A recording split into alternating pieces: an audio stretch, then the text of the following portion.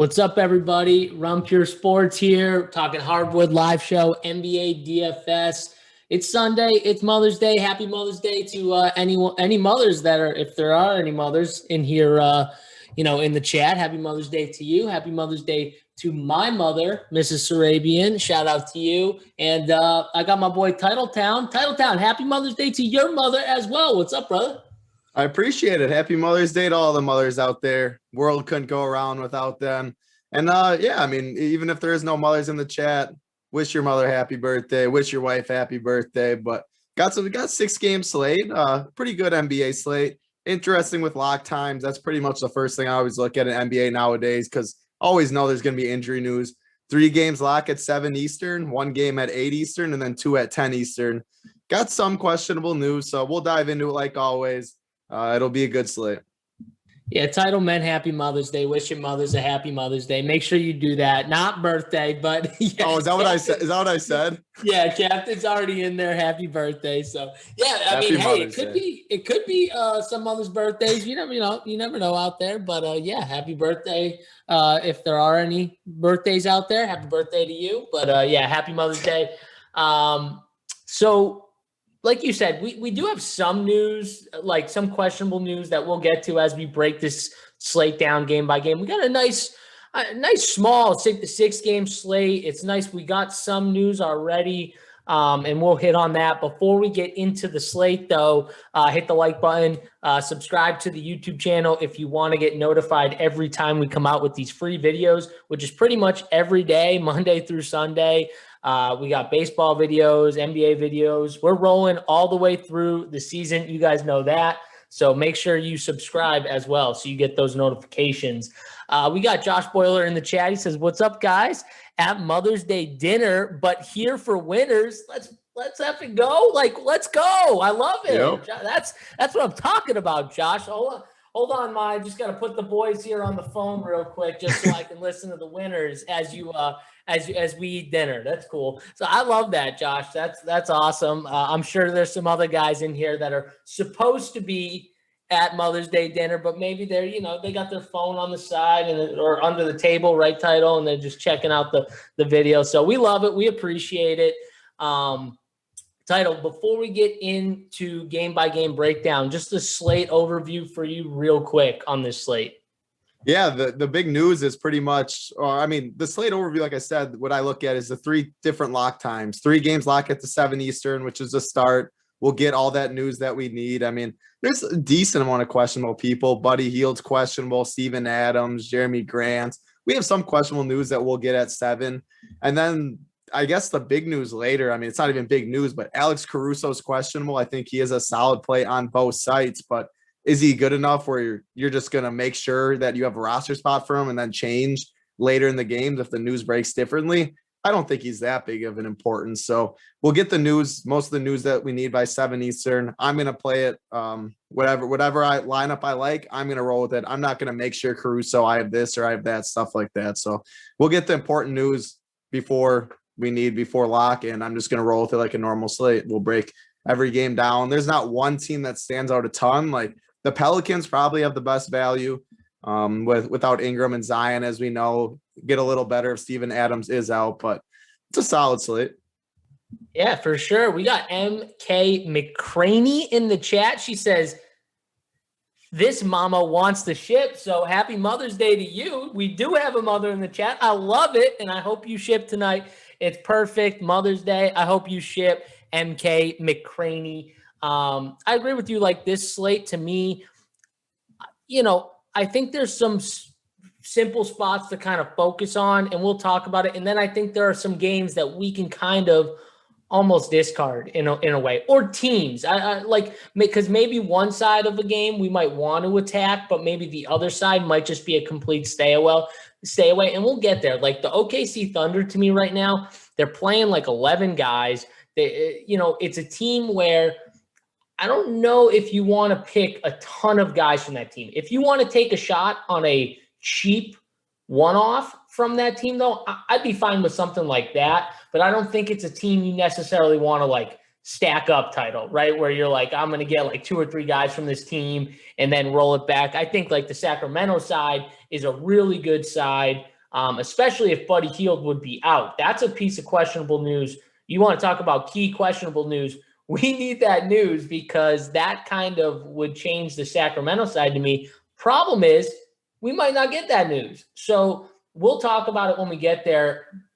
Key is lineup building and leaving space. And if you're making multiple lineups, I've said this all year.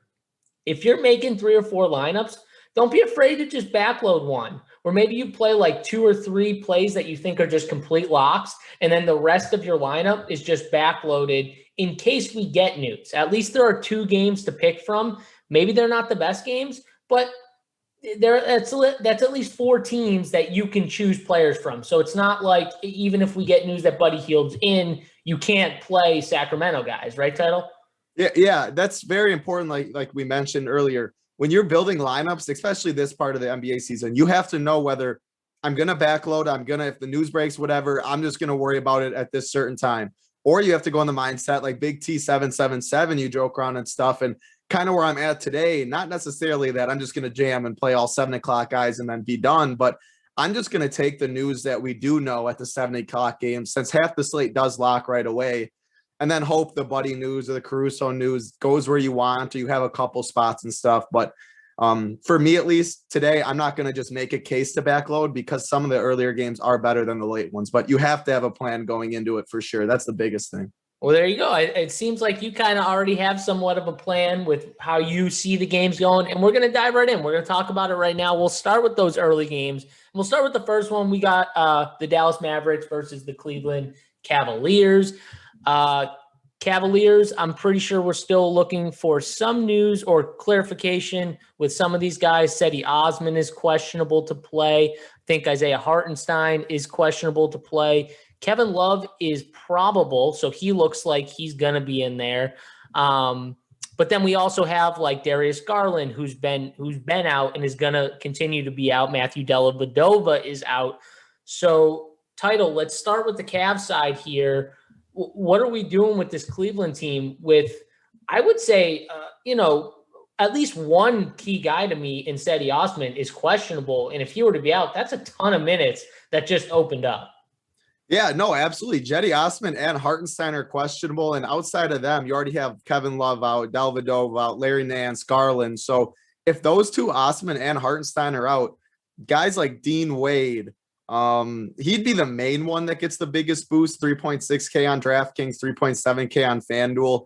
I think he'd be I wouldn't say he's a lock or anything, but if both those guys are out, they need bodies in the front court. He would play over 30 minutes, you'd think.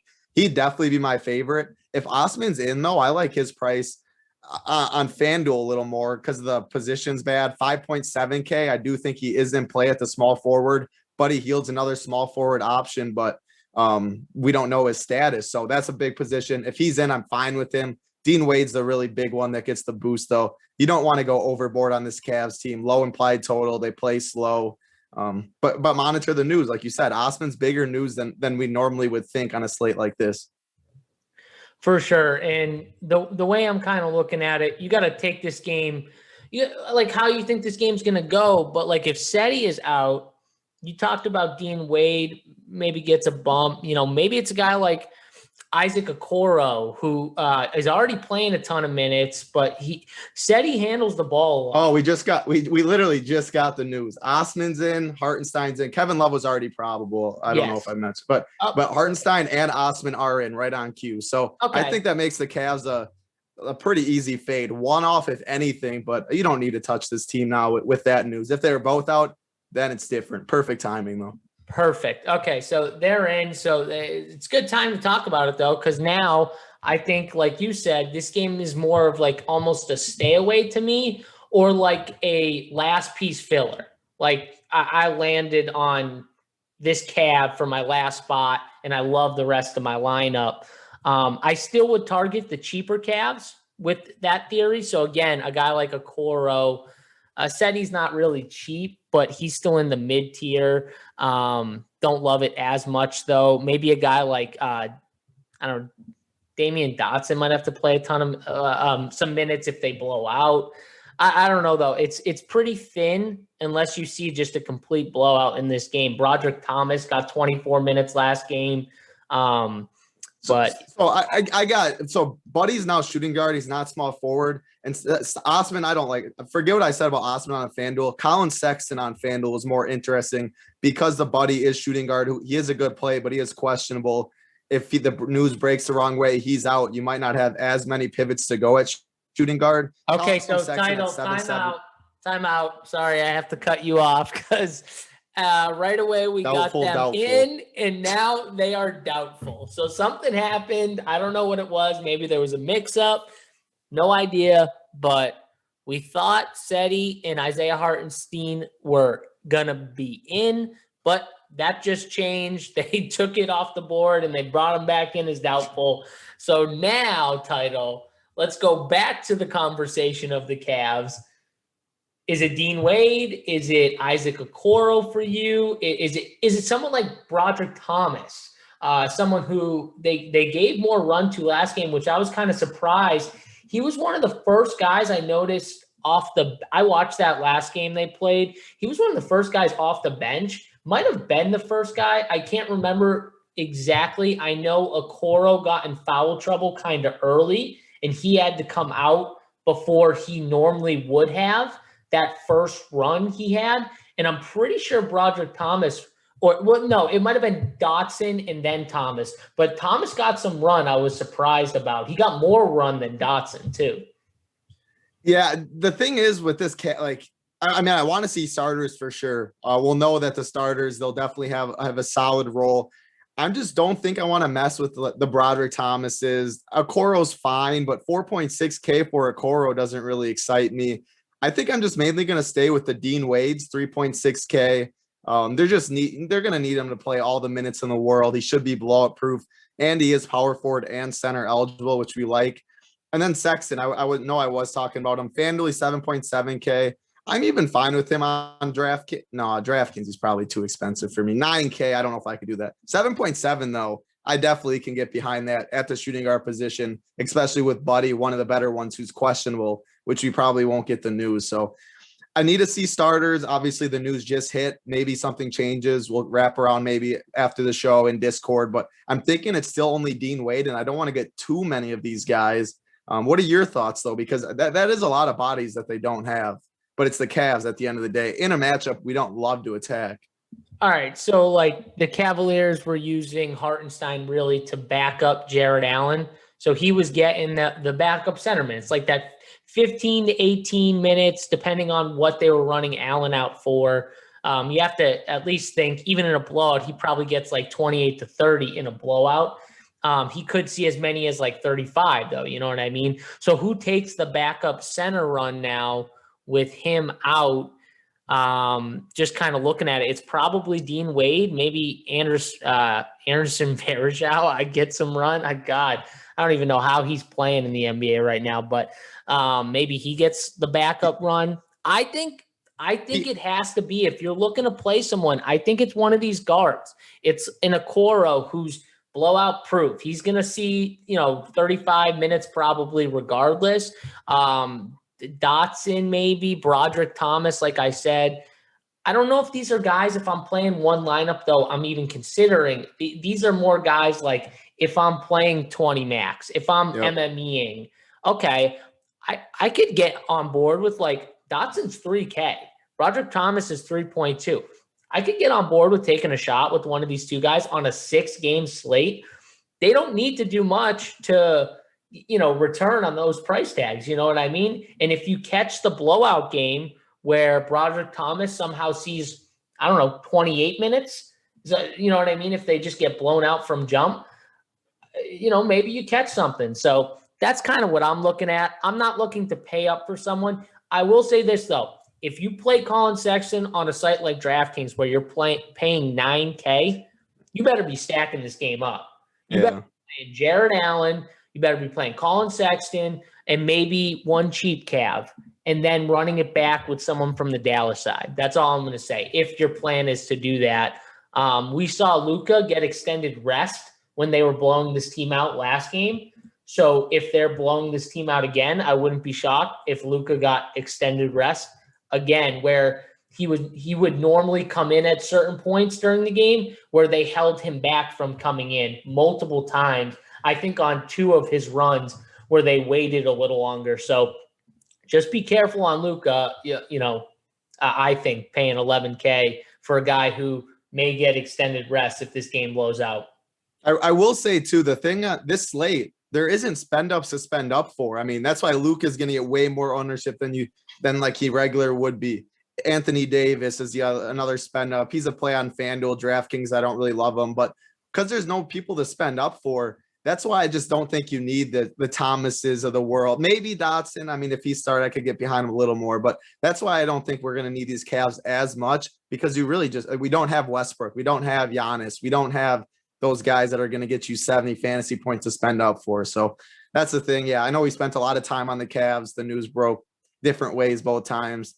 For me, it's Dean Wade mainly, Sexton, FanDuel. You're on the guards a little more, but I wouldn't play 3-4 Cavs, right? I mean, if that changes, I'll update in Discord, but I do not see myself doing that. Yeah, no, I wouldn't play 3 or 4. I wish Kevin Love was out too. I wish, because that would just solidify Dean Wade. Like, Kevin Love's going to probably get 20 minutes, right? Like, even if it blows out, he gets 20. Maybe he gets 28 or 30 if it somehow stays close. But if he was out, Dean Wade 4, he gets those 4 minutes. The 3 minutes are all, one of these guys, right? Okoro and Broderick Thomas and Dotson see a bunch of 2. So it just muddies it up a little with him in there. But I still think you could get to those guys if you're playing a bunch of lineups. The Dallas side, I am not as interested in. And it looks like we just got a little bit more news here as I'm updating. Nickeil Alexander-Walker will play tonight for the Pelicans. Theo Maledon is now questionable. Pokashevsky is now questionable. Ty Jerome is out. Lou Dort is out. Okay. And Kevin Love's now a game time decision. Kevin Love now.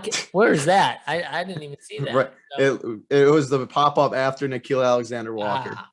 So they might just plan to rest Kevin Love now. I mean, and Dean Wade's playing 38, 40 minutes. And then that's why he's who would it? Him, Jared Allen, like you said, Anderson, Varejao, like they're going to need, and Dean Wade's played more than 35 minutes at times this year when this has happened. So yeah, if Kevin Love's out, and that's the thing I like about these 7 Eastern games is we know the news, we know what we're getting.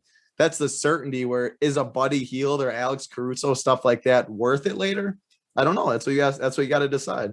I mean, I'll tell you right now, we're going to get this news if Kevin Love's in or out before this game locks, and then we're going to get starting news with who ends up starting this game, right? Because someone's going to end up starting if Seti's out. Someone's going to end up starting for Seti. And if Kevin Love's out, someone's going to end up starting for him. We assume Dean Wade will be one of those starters, but who is the other guy? Yeah.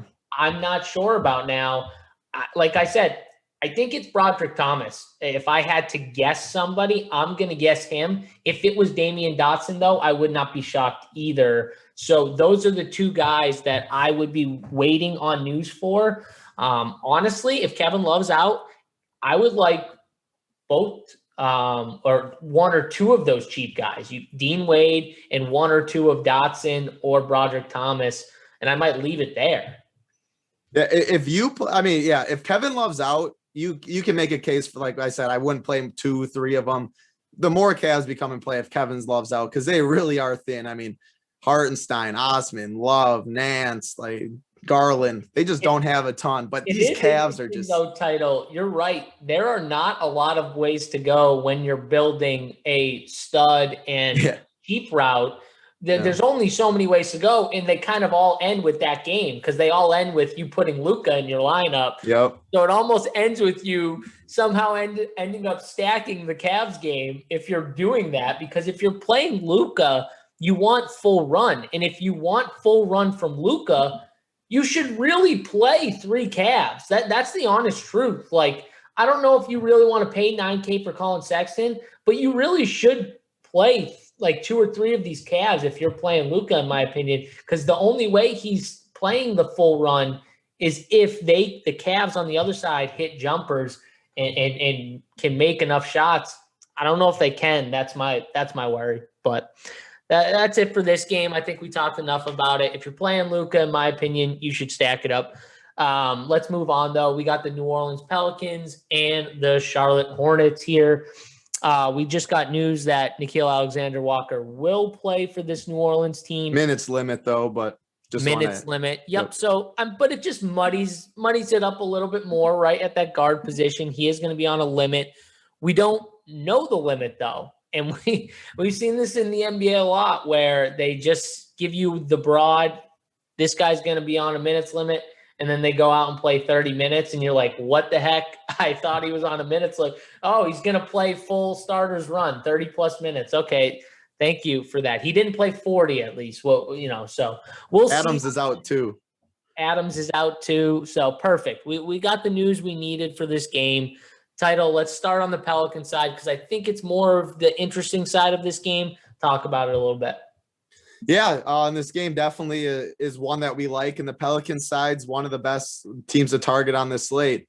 James Johnson, Najee Marshall, Eric Bledsoe, Jackson Hayes now is a very, very elite play. All these guys they have good prices, and without a spend up, I mean, there is Luke obviously, but without multiple spend ups that we really love, you're going to be fine living in this 4.7 range, 4.2, 5.6. I still like Lonzo at 8.4K due to the lack of spend ups, due to his ceiling that we know he has. So I love this Pelican side. They're my favorite team on this slate. The prices, you don't have to worry about too much. I'll rank them. James Johnson, Jackson Hayes, Najee Marshall, Bledsoe, Lonzo probably. But I'm going to have multiple Pelicans on my lineup for sure. On FanDuel too.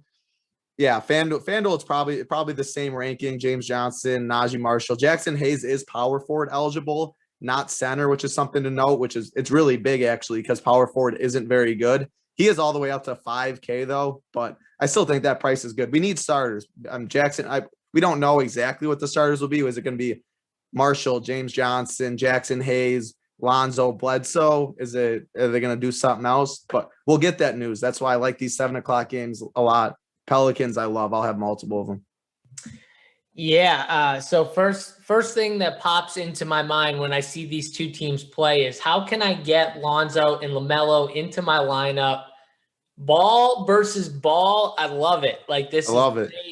I mean, they want to show out against each other, both of them too. I think it's very interesting, and I think it's definitely in play, even at these price tags. You could say LaMelo might be priced up a little too much for the minutes he's getting, and I agree with you on that, but I still think he has monster upside for the type of player he is, right? He took 22 shots last game. He saw 34 minutes, which is the most minutes he's seen since he's been back. So that's encouraging, right? He saw more than like 30, which is kind of what they were keeping him on the first couple games.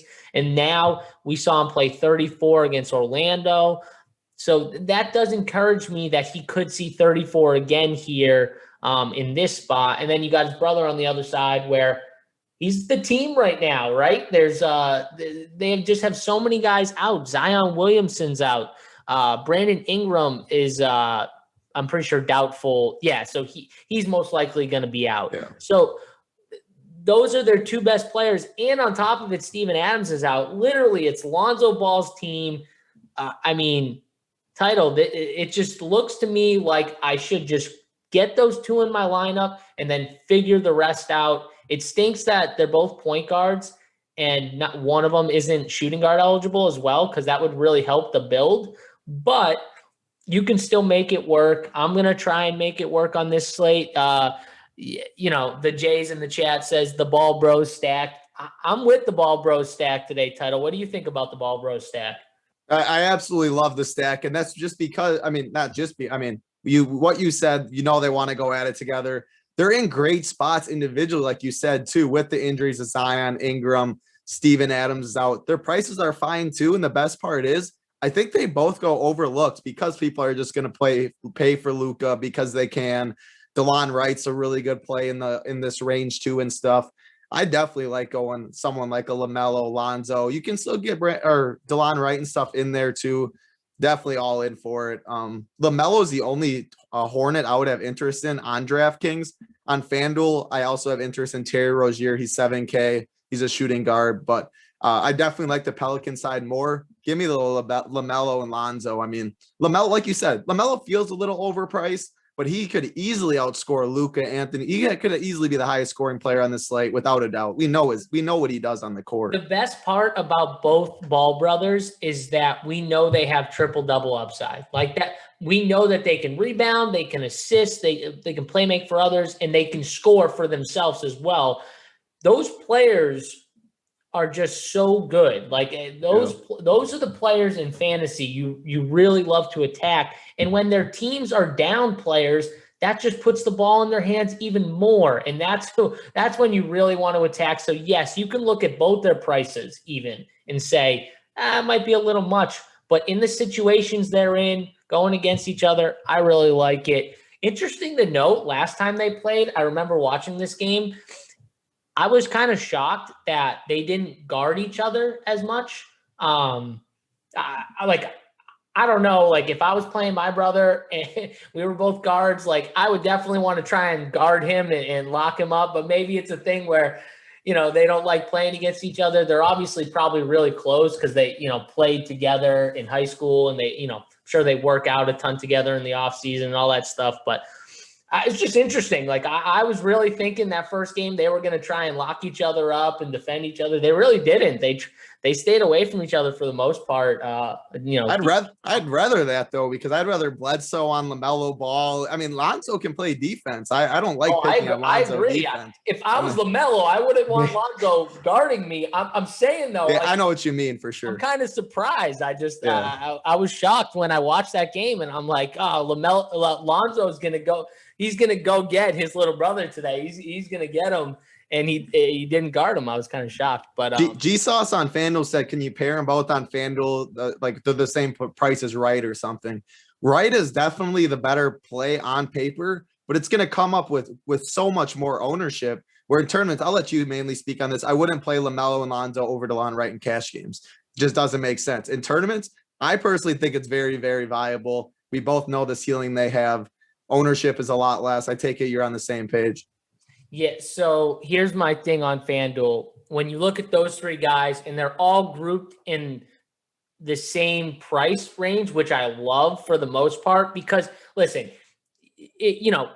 people, if they want to play DeLon Wright, they're going to get the extra $100 from Lonzo, or they're going to get the extra $400 from LaMelo. So it's not like people are going to be like, oh, I got to get like an extra, 1,000 to get up to DeLon Wright. Like it's pretty easy to do if you're getting up in that range. So one thing from an ownership side, I think a lot of people, if they're playing two guards in that range or above, they're definitely playing DeLon Wright because he, like Title said, from a minute standpoint and from a consistency standpoint, what we've seen with our eyes the last few games, he is clearly the best play in that range if you're just looking at it on paper. But for tournament's sake, I love pairing them on FanDuel. Yes, DeLon Wright. But here's the thing with DeLon Wright. He's a great play, but he's not 5-6K anymore on FanDuel, right? If DeLon Wright was 5K and he went for 55 like he did a couple slates ago, you're going to be real upset if you played one of these other two guys at a higher price tag. But now that they're the same price, it's like, the Ball brothers could both get 50. If DeLon gets 52, who cares? It's like a wash. And if one gets a few extra points, like it's whatever. But I know from an ownership standpoint, I'm going to get an ownership difference playing both Ball brothers in my lineup as opposed to playing one of them with DeLon Wright, which I know for a fact a lot of people are going to do. They're going to pick one of these Ball brothers when building, and then they're going to play DeLon Wright. So I'm going to take advantage of that and play both these guys on FanDuel, and I'm going to get leverage against what I know people are going to do when building their lineups. That's going to make my teams different, in my opinion. Yeah. The answer in chat goes Lonzo and LaMelo is going to be the chalk build on FanDuel. I will promise you those two are not even good. I mean, I'm on the cash chart on FanDuel. I would be shocked if they're higher owned than DeLon Wright. I would be completely shocked if he's. Especially, and there's also the chance that Buddy is out. Like, I would be shocked. You have that hidden upside with Buddy. Exactly. I mean, even with if he's in, I mean, you have to make that decision earlier, obviously. But there's also Luka there. There's Cole Anthony, who has actually a really good price on FanDuel and stuff too. Lonzo and LaMelo is definitely not the chalk tandem on FanDuel. So don't fade them just because you think that. That's wrong. So wait a second. Time out. So you're a cash player, and I feel like you have a pretty good sense when it comes to the cash route. The cash route is definitely DeLon Wright. Correct. Right? Correct. Over those guys. 100%. Not even Lonzo and LaMelo, you do not click their button over DeLon Wright in cash games. And you have, like you said, too, the built-in upside with Buddy out would make DeLon Wright a lock of the slate if we knew that. Even without him, though, he's so strong. He's a lock. He's went for like 50 and 60 a couple of these games. In his down game, he played 38 minutes and still scored 38 FanDuel points. So it's not like in his down game he had 17, 7, and 9. Look at this, like these stat lines, how good he is in all these areas: rebounding, assists, steals, block. Like he does it all. This is, again, another perfect style of player that we want to roster in fantasy. I would be stunned if in ownership he was lower than these two Ball brothers. He won't I don't think so. He yeah, but I understand, though, because you guys are right. The Ball brothers are going to be owned on FanDuel. They're just not going to be owned as much together, is my point. I think, anyways, because DeLon Wright is where he is in price. There'd be a difference if one of these guys was a lot higher in price than the other. Then it would be a totally different scenario. Other New Orleans guys, I assume James Johnson starts. I think if he starts, he's a good play here. Both centers I have interest in. Title. They split the center minutes last time out. Maybe it's because Jackson Hayes played really good. I mean, I don't know. What do you think about them? Yeah, I like Jackson. I mean, James Johnson, Najee Marshall, those are my favorites. But for center, I like Jackson Hayes at 4.2K on DraftKings. I'm just a big Jackson Hayes guy. He does a lot when he's on the court, runs the floor, blocks, steals, rebounds really well. Without Steven Adams, Ingram, most likely, and Zion, that's 3 big rebounders on their team. So I like Jackson Hayes as my preferred center. I'm not going to play 2 of them on the same lineup. So give me Jackson Hayes. Yeah. Okay. I mean, I don't know. I feel like if they split the center minutes, I think you could play them both, because I think in 23 minutes, Willie still can get his, and so can Jackson Hayes. They're those type of players. But if you're looking for getting the minutes upside, playing one over the other is the way to go, and hoping they just get more run than the other guy. Maybe it's due to foul trouble. Who knows how they fall. Maybe just one is playing better. I've watched a bunch of Pelicans games where even when everyone was healthy, Title, I've seen Willie Hernangomez close a game because they put him in the third quarter, at the end of the third quarter, and he's playing so well, they literally can't take him off the floor because he's affecting the game so much. The dude in like a quarter and a half has like a double-double, and they can't pull him out, and he put Steven Adams back in the game. So I think the way Van Gundy coaches, he does tend to ride the hot hand a little bit more. So if one of these guys gets hot, I could see them playing more than the other. Maybe that's the perfect tournament pivot, because look at the prices, 5,400 compared to 4,200. Yeah. And I mean, like, no one's going to play click that button at Hernangomez. And there's also a good center with Mo Bamba that we'll get to on DraftKings. I'm going to give people a sneak into my lineups. I'm definitely going to play Hernangomez. It is definitely going to be someone I click. That's a JSU play. Yeah, it's definitely a JSU play. I don't know yet, because I like to get the minutes upside as well. So I don't think I'm going to play both of them.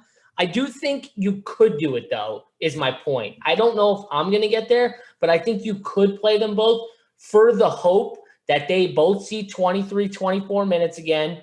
And at their price tags, like I said, I think they're both the style of player that could get there if they both saw split minutes.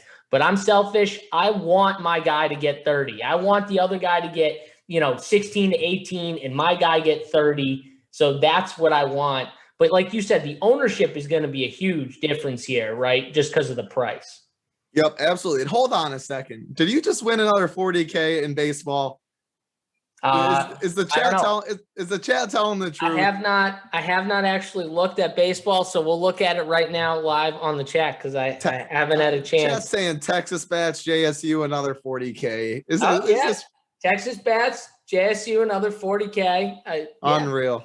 Hey, and my boy Wainwright.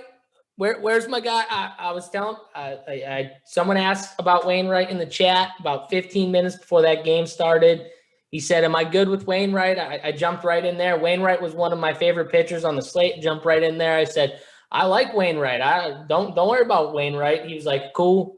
I was just checking. Boy got me 29. Woohoo! Let's go. Look at that. I mean, it doesn't get old. Every single week, every sport. And JSU's on the show. His wife's at their parents' house. They're having dinner. JSU has title for the people. Girlfriend. Oh, sorry, girlfriend. Boy. She's not watching. Kelly, I apologize. Wait, you're not watching. It'd be better that way. Trouble here, title. You're gonna get me. I'm gonna get a text in a second. She's gonna be like, "I'm still waiting for my ring." Like, it's better the other way if you were wives and I had just said girlfriend, right? I'd give that is true. You're getting there. She's not watching because I'll definitely get a text. Well, if she is watching, make JSU get you a nice dessert with that 40K richer now. Happy Mother's Day. Yeah. All right, yeah, we'll move on. But the thing with this game was the Pelicans. That's pretty much the biggest news on the slate. That's the team I like most. That's why we spent a lot of time on it. Yeah. We'll get the starters. You like JSU's pivot for Hernan Gomez. Like, I think we broke that game down really well. For sure. I think we hit that game up. The Charlotte side, I think, is a clear ball, but I don't know if I love any of these other pieces as much. I think the one guy, PJ Washington, I could get on board with PJ Washington. You got to remember this team without Brandon Ingram, Zion Williamson, Steven Adams, it's not the same team against bigs when those guys are off the court, right? They're not the same defensive team. I don't fear them as much with those guys off the court. So I could play some PJ Washington for sure in my lineups here. He is priced up a little bit, FanDuel 7K, but I can pay, like you said, there's no studs to pay for. I'm going to have money. I can play a guy like PJ today. So I think he is interesting. Maybe sneaky title. I don't know ownership. Definitely sneaky. He's going to be very low owned. I think he's sneaky. So you want the one Charlotte guy? That's the one Charlotte guy that I think sneaky that I'll have interest in besides LaMelo Ball. But I think we hit that game good. Let's move on. Minnesota versus Orlando. This is another game title. You could say we have a stud in this game. It's not the best environment maybe for a guy like Karl Anthony Towns. Anthony Edwards has been playing a ton of minutes on the Minnesota side. And then Juancho's out. So maybe that opens up clear minutes route for a guy like Vanderbilt.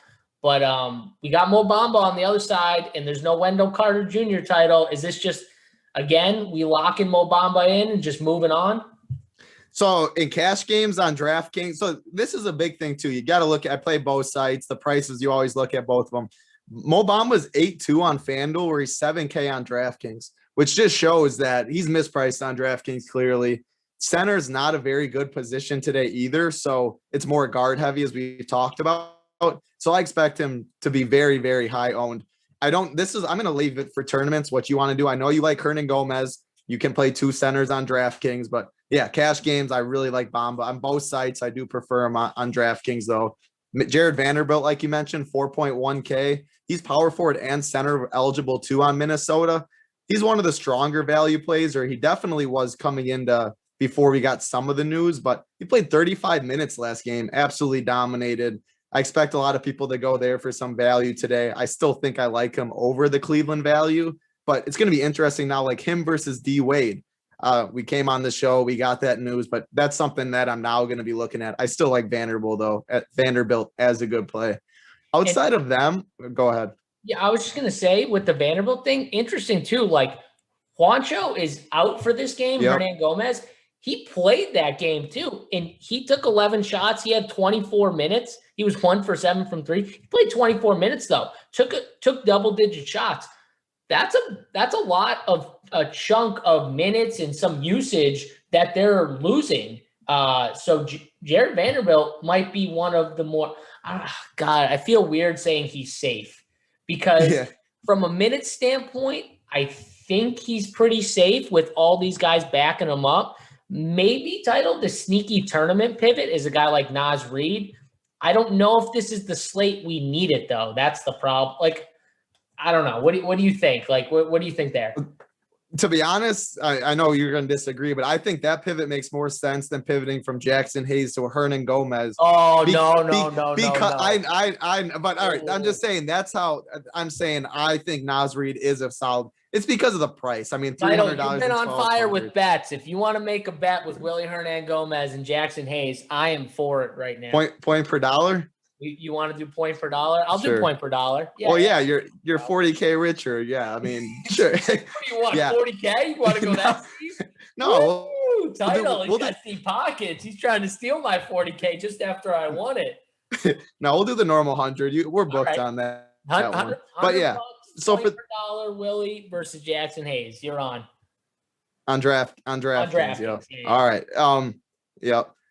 Outside of Vanderbilt, so yeah, I do think Naz Reid though 3,800 power forward and center eligible as well. I think he's very viable. I think that's a very solid pivot. Vanderbilt's the safer, but I do like Reid as the pivot. D'Angelo Russell, I think he's fine on both sites. 7-6 on DraftKings, 7-5 on FanDuel. This mid-tier build though, then you're picking him over Alonzo, over LaMelo, over DeLon Wright. I just can't do that in my tournament lineups. I prefer the Ball brothers. I prefer DeLon Wright. So he's better on FanDuel where he is shooting guard eligible. Not going to get there on DraftKings, I don't think. If you want Towns as a spend up, you can do it. He's not going to be my spend up on this slate.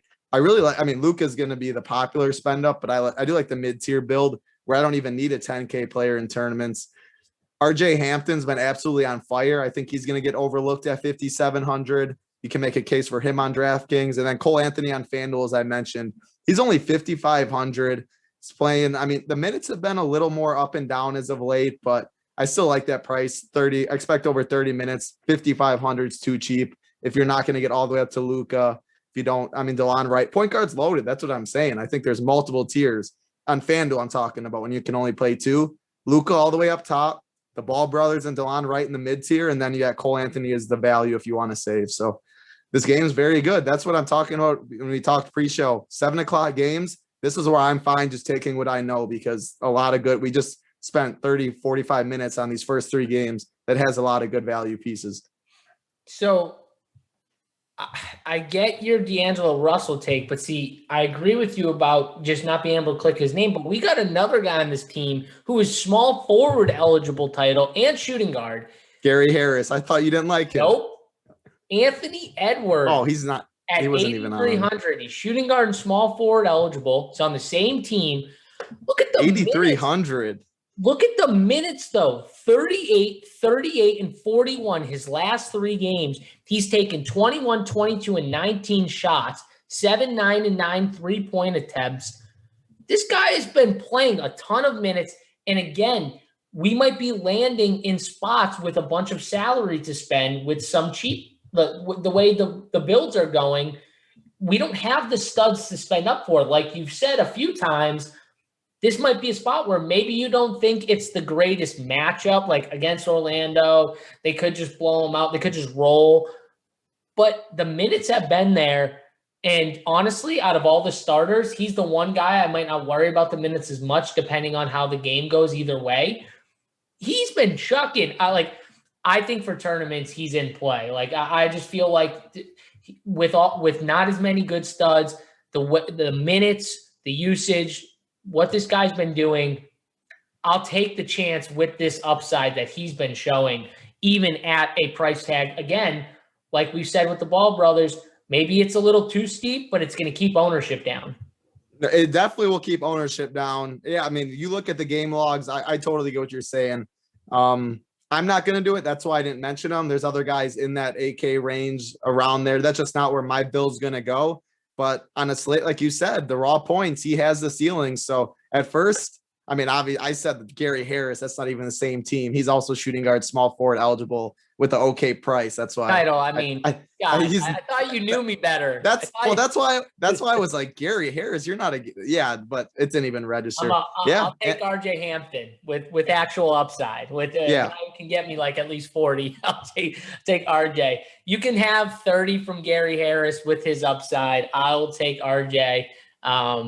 With his 45 point upside for sure. No Gary Harris for JSU. It's just a rule. Don't play Gary Harris. It's a rule of mine. Like, I have rules with players, Title. I don't know if you get the same way with sports. I have literal rules where, like, if I think a player is just that bad and he's not 3K, like, I'm just not going to play you. Like, it's just the way I am. I can't, like, James Johnson, just to give you an example, like, I think James Johnson is good. So, like, 3.8K, if James Johnson starts, I'm getting a good player who's good. Like, he's good for fantasy purposes too. And he's 3.8K. So he's even cheaper than a Gary Harris. Like, that's a cheap guy I'm on board with. You know what I mean? Jared Vanderbilt, he might not be the best offensive basketball player, but he is an athletic freak of nature. Like, he can block shots and run the floor and get rebounds at a high rate. Like, that is another guy. Like, I'll just take a chance just on the talent alone. Yes, it's super raw. He is a raw basketball player, but he could give me 4 or 5 dunks and 10 rebounds in 25 minutes. Like, I know that's the type of player that I'm picking when I click his name. That's his type of upside that he gives me, plus the shot blocking upside, which we do love, especially on a site like FanDuel. This guy's really athletic, steals and blocks. He can do it all. What's his price tag? 5.1K. Okay, like, that's not as fair. Power forward sucks though, so it's definitely he's right next to Jackson Hayes, your boy. Yeah. So maybe the ownership, maybe it splits if Vanderbilt starts. You know what I mean, right? Yeah. See, that's with Jackson. It was clearly Vanderbilt before this news we got on the show, but now with the Steven Adams, I think the starters really matter. If they start Hayes, it's like, I don't know which one I prefer. Vanderbilt feels safer for the minutes than Hayes, especially since you think they're going to split them. So they're both really good stock upside. You can play them both together. The problem is if James Johnson wasn't there, it's possible they could play together, but I don't think it is. I think one guy plays, and then when that guy gets subbed out, it's for, the other guy, whether it be Hernan Gomez starts, Jackson Hayes comes in for him. That's how I feel that's going to go. Now, who knows? We might get a starting lineup and both those guys are in there. Like, I wouldn't be shocked, but Charlotte doesn't play big either. That's the other thing. So I don't think they necessarily need to play or match them playing a double center lineup either. That's the other thing. So I think we hit on this game. Let's move on. We've got the Chicago Bulls and the Detroit Pistons. Pistons have just been very irritating when it comes to DFS because literally half their team is out. And I mean, you could make the case that when they were 3K, 4K, that was fine, right, Title? Because we could just throw them in our lineups and move on. Well, now Stewart is 6.7K and Killian Hayes is 5.1K and Sadiq Bey is almost 7K. Like, what are we doing? We're still waiting on Grant news, I think, too, right? Jeremy Grant is questionable, so that's key news to wait on. What are we doing with the Pistons? Yeah, so this is a game we like the first 3 games. We talk about crossing teams off and stuff. On DraftKings, I'm just crossing this game off right now. If we do get Jeremy Grant news before the 7 o'clock lock times, maybe something pops up. And what does that do for you? Like, if we get news that Jeremy Grant is out, which I feel like it's trending that way, but I don't know. Like, I don't want to say for sure, but like, if he was out, what would that like put these guys in play for you?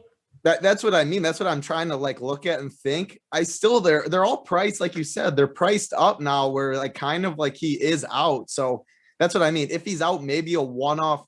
If you really want to pay a price tag, I probably still wouldn't get to any of them, to be honest. Isaiah Stewart, 6'7", maybe. I don't know. I still don't think Grant. More on FanDuel, it's more of a question because the price tags are better on FanDuel. Grant 6'1" at that power forward position. Isaiah Stewart 6'1" at the power forward position too. Maybe if Grant's out, I'll give Stewart a bump. But now that we have the Vanderbilt power forward, Jackson Hayes power forward, James Johnson power forward, just a game I think I'm pretty much going to cross off, make it a 5-game slate. And that's why I like the first 3 o'clock games a lot. Yeah, I mean, the thing is with this team, we might get, what do they have, 8 bodies if Jeremy Grant's out? How many bodies do they have if he's out? It's got to be 8 or 9. It has to be. Yeah, they got 1, 2, 3, 4, 5, 9. 6, 7, 8, 9. If Grant's out. Yeah, okay. And one guy, Davidus, or 8, it looks like, kind of. He hasn't he played a little last game too. He played like 24 minutes.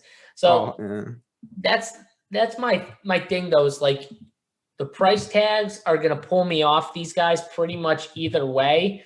Saban Lee, people have been playing him, and I don't understand it, because if you've watched these games, guys, they're matching his minutes to the point guard they start.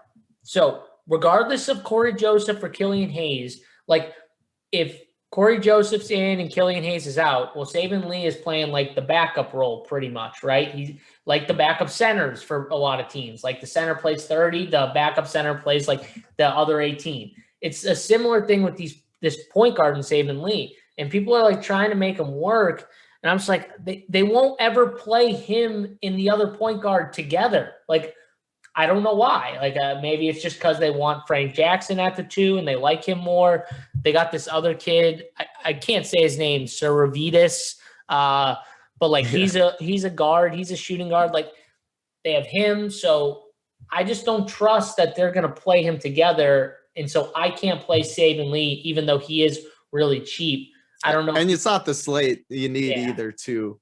Yeah, but exactly. that's a good point for future slates, because like if you look at point per dollar, I mean, he's grading out fine. People think he's a stronger.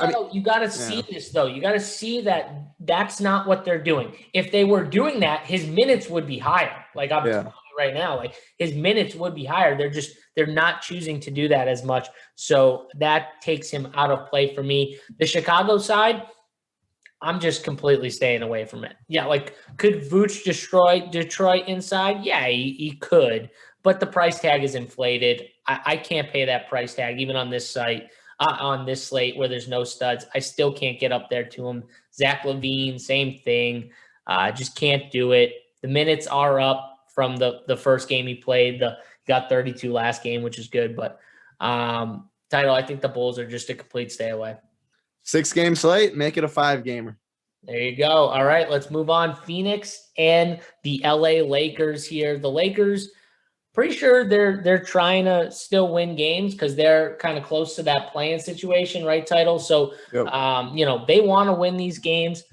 Got a tough matchup against Phoenix. What are we doing here with this game, Title? Because honestly, this is another game where I don't really want to have too many guys from.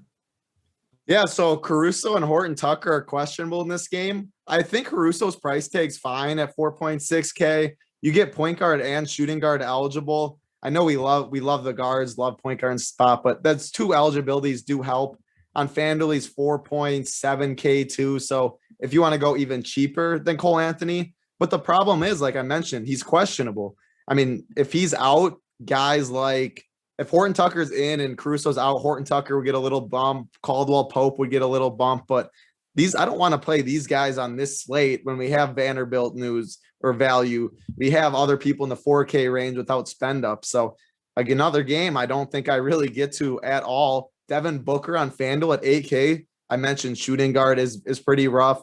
Buddy Hield, if he is out, which is there's 2 games that lock at 10. This is one of them. If you have Buddy Hield and you want to play him, I would try and make sure you have the 200 savings. I believe it is 7,800 for Hield. D-Books 8,000. There's your pivot right there. Make sure you have the salary. But another game, I keep saying it. I like these 7 o'clock games more. I'm not going to wait for news. Yeah, listen, like you got AD as a stud on the slate. Obviously. Great. I'm glad you mentioned him. On FanDuel, he's 10-1. It's a raw points, powerful. Like it's a raw point spend up if you want it. It's Luka, it's AD. So he's only a FanDuel play for me. I'm not expecting 5X, but I wanted you to mention it because he's in play. Yeah, I mean, on this slate where we don't have a ton of studs, is AD in play? Yes. Like, do you think, like, you could make the case that he's a better spend up than Luka, and I honestly wouldn't argue because I do think there's serious blowout risk in that Cavs game as is. But I don't think this is the slate where I'm going to spend up for any of those 10K plus guys, even that 9K range on DraftKings. I'm just kind of skimming it real quick and just looking at the range. I'm with you for tournaments. I think that's really because everyone's going to just go and jam Luka or go and jam one of these guys because of the raw points and just being different. Like the 8Ks, when you mentioned Lonzo, LaMelo, Anthony Edwards has a legit shot to be the top scorer on this slate. We know they have the ceiling. So I've been doing this for years, and it's just when you play these guys in the 7 and 8K range, you want to play guys that still have the like monster upside. The consistency for the monster upside is not there, which is why they are 7 to 8K players, right? The 10K players are way more consistent, which is hence why they're 10K plus on most slates.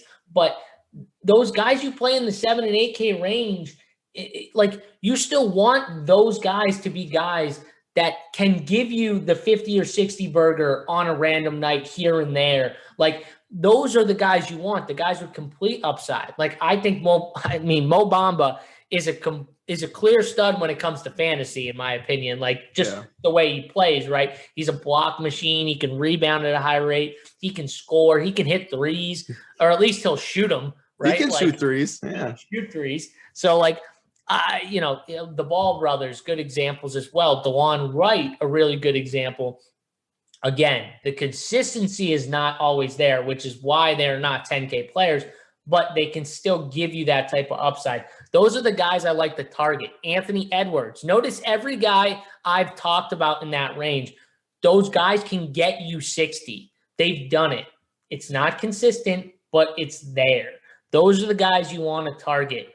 That's how I play. That's how I build lineups. That's literally like, if you want, this is how I build.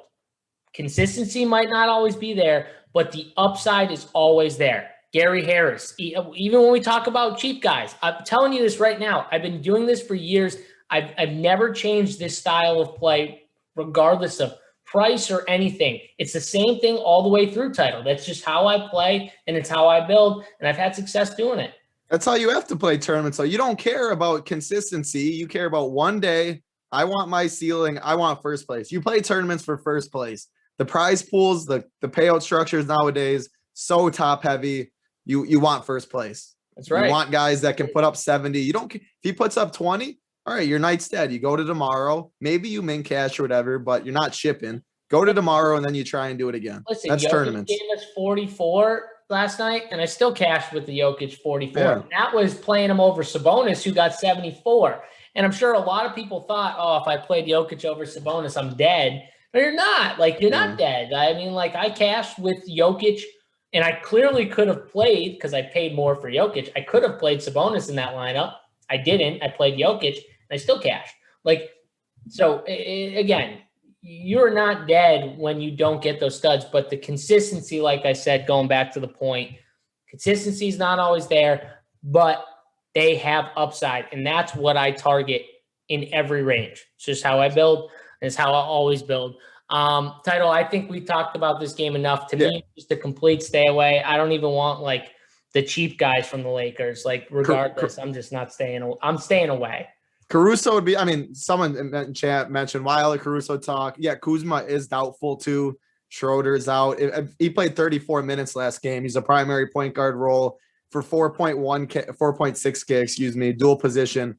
If you know he's in, I would definitely have interest if you gave me 34 minutes with that role. But the thing is, we don't know he's in. That's why we were talking about him though. The Lakers are banged up. I mean, I think the other guy, if he was in, Horton Tucker, he's questionable too. He's 4,100. Again, this is the problem though. I'm not going to have this news. So unless I backload one lineup, if I do backload one lineup and he does play, I might have interest depending on how I build it. But if I don't, I'm probably not going to play him. So I'm probably not even going to look there and worry about the news, right? Because I'm going to have most seven 7 o'clock guys anyway. Yep. So, again, depends on how you build. I do think if he plays, he's in play for like large field tournaments. Let's move on to the last game, though. We've got the Sacramento Kings versus the OKC Thunder. We talked about the news a little bit. We got some news earlier in the show where Ty Jerome is out, and I know Pokashevsky is questionable. We're still waiting on that news. Theo Maledon is questionable, and Lou Dort is out. So, man, if we lose Ty Jerome, guard, Lou Dort, who played the guard role for OKC when he's in there, and we get even if we get Pokashevsky back, was Maledon, did he just pop up questionable? Because he played last night against Golden State. Yeah, I didn't see him on the injury report either until. So he popped up. So I think, man, if he's out, then they're down a few guards here, Title, with no Ty Jerome already, no Lou Dort. I mean, that's going to open up a lot of minutes at the guard position here. I wouldn't be shocked if guys like Civi saw a big run, Kenrich Williams. I know they've used him before as like in that like point role when they were down a ton of guys earlier in the year. What are we doing here with this guard position? Yeah, so on OKC, we did get all the news before. OKC was probably the easiest fade on the slate. I mean, there was no interest at all. I can make a case, I guess. Mikhailuk, he's $3K on DraftKings. He is 3,500 FanDuel min price over there too. If you need it, maybe, but like we talked about on the slate, we don't have the studs as much to pay for. I'd rather Vanderbilt starting, or if Dean Wade's going to get 38 minutes and stuff like that. There's other value that I just like more. James Johnson's really cheap. I don't think we need a full punt. So if anyone, I think Mikhailuk does get the biggest bump. He is min price. I'm fine with him, but I don't think it's a slate where you need it. Going to this King side, though, it's hard not to have interest in him. We talked about DeLon Wright a lot. I like him. Bagley still affordable on DraftKings, 6.2K. Rashawn Holmes is 6.4K on FanDuel, 6.8K on DraftKings. He's a better play on FanDuel with a little price decrease. His stock upside, which always treats FanDuel better, but I think he's very good play on DraftKings as well. Mo Harkless, 3.9K. I think there's better value out there, but he could be a pivot. He's small forward and power forward eligible. But my favorites in this game is DeLon Wright, is Bagley on DraftKings. And then Buddy Hield. I mean, we've talked about it a lot. He's questionable. It's big news. 8,200 on DraftKings. He has shooting guard, small forward eligible. 7,800 on FanDuel, which I do have a little more interest over there because the position eligibility. I'm not going to save a spot for him on DraftKings at 8,200. I do know that for sure. And if on FanDuel, if I'm going to plug him in, I want the 200 savings to get up to Booker. But yeah, it's DeLon Wright. It's Bagley. I like the Kings a little bit, but it's not a game I'm going to go overexposed to. I'm definitely not stacking it since I don't love OKC. I like the 7 o'clock games better outside those couple pieces. Yeah, I mean, God, this is a game where if all that news fell the right way, Title, I could see a stack here, right? Like if we got news that Pokashevsky was still out and Maledon was out, and Buddy Hield ended up being out. Who would you go to on OKC? That's my question.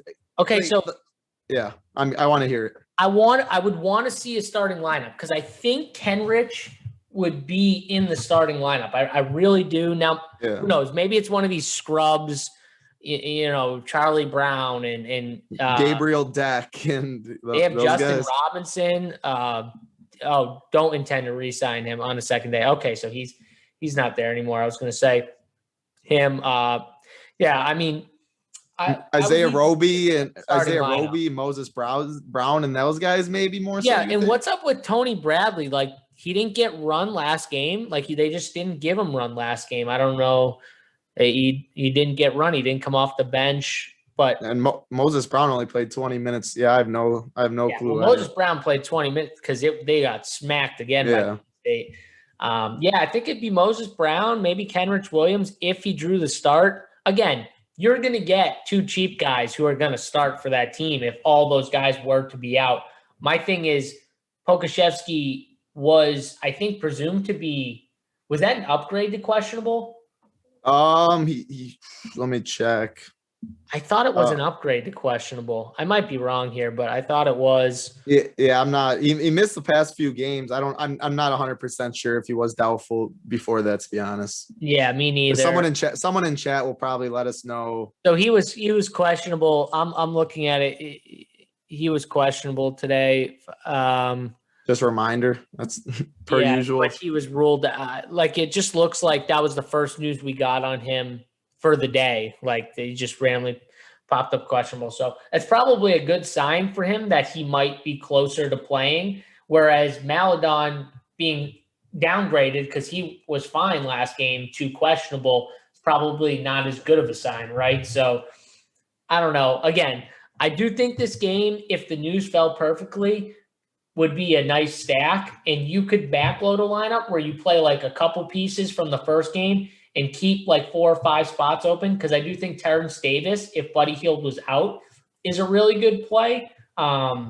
With Buddy out, I think he's the guy who just moves into the starting lineup with everyone already out. And we've seen, he's a pretty good basketball player in my opinion, Terrence Davis. On a site like FanDuel where shooting guard isn't the best spot, I mean, I could see playing Terrence Davis on this slate anyways, without the news. You know what I mean? Like, and just hoping the news breaks your way. But if it doesn't, he's still going to see some run. You know what I mean? So I think he's somewhat in play. I don't love that his price jumped as much as it did. But again, hopefully the news falls the right way on this slate. It's not something I would do in one lineup. But if I was making a few lineups, don't be afraid to backload one for this news. Yeah, it's as we said in the beginning, you just have to have a plan on what you want to do with your lineup.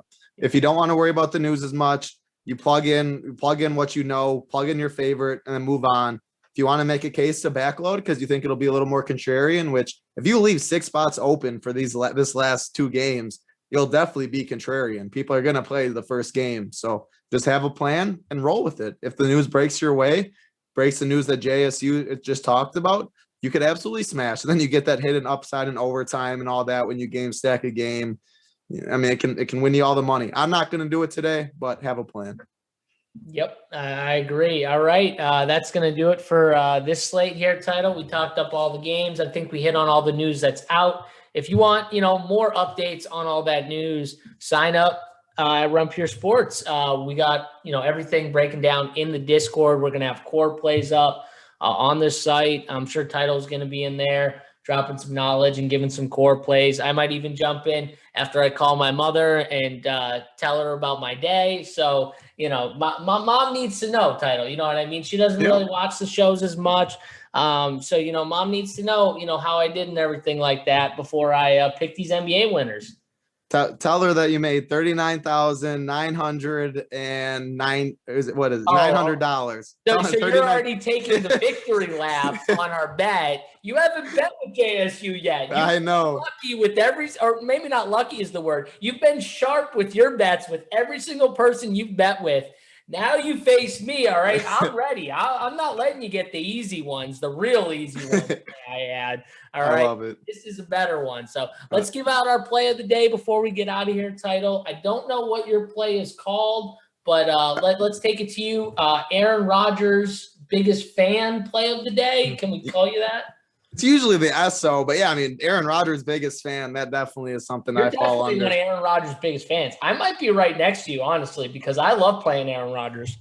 Oh, I think the guy in the football fields is good. I mean, yeah, I'm a very big Aaron Rodgers, but Patrick Mahomes is better. As much as I love Aaron Rodgers, I'm a Packer fan. I do think Mahomes is better. I mean, going to my, I don't know. We can debate this because I could throw out there that Patrick Mahomes has a better coach. Better team around them. Yeah. Skill position players. For sure. Just a better all-around chance to succeed over Aaron Rodgers, who seems like he has a GM and people around him who are constantly making bad decisions from a player personnel standpoint. The Packers, I have no idea what they're doing. Just zero idea. They're just lucky that they have Aaron. They go from Brett Favre to Aaron Rodgers. I mean, come on. That's just – it's insane. I mean, you think Brett Favre is amazing, and then you get friggin' Aaron Rodgers, who's even better. It's just ridiculous. So Packers fans, you guys are lucky. I know you You haven't, won as much as maybe you should have when it comes to the Super Bowl rings. But man, you've been so lucky from a quarterback standpoint. I was gonna say, yeah, so lucky, but then you got the GMs ruining his career. I mean, it's just a big disappointment. But yes, very lucky indeed. By the way, he's gonna be a Packer, Title. I hope you're right. I don't think so, but I really do. I called this. I said this on last year when they drafted Love. I said he's gone. I mean, you just don't do that. Know who is gonna they're not gonna trade him. He's so stubborn. He will literally. I think he literally could take years off. I mean, he doesn't talk to his family anymore from stuff like this. Guy's as bullheaded as it gets. I don't know. People are in for the plays. Yeah. I hope you're right. I really do hope he does play for us. If not, I don't blame him at all. Going into the plays of the game or plays of the day, SO play. I want to say I'm not going to do Jackson Hayes. I know that's the bet. If he could be very popular if he does start. I'm going to go with one of the Ball brothers. I'm going to take Lonzo. Lonzo's been my boy recently. He's just like you said. I mean, he's going to play all the minutes in the world. He's going to have the ball in his hands a ton. He's going to want to go against his brother and do his thing. I don't think his ownership, he's not going to be like 8%, 10% or something. But guard is so loaded where he's not going to be 40%, 30%. He'll probably be in the teens, low 20s. So give me Lonzo Ball in this matchup. I love the Pelicans. I think he's the one that goes like James Johnson is going to be higher owned. Marshall's going to be higher owned. The cheaper guys are getting more of the action. Give me Lonzo Ball again. One good game, I got him right. One game, I got him completely wrong. Let's hope we go and get him on the right side again. All right. I love it. I like the Ball brothers. And listen, Breadman, he says the guy who roots for the Pats is talking. LOL. First of all, if you've not listened to anything I've said over the years I've been touting, I am not a fan of any team. And I haven't been a fan of any team since I started playing DFS, which has been years. We're talking a long time because I've been playing DFS for a bunch of years now.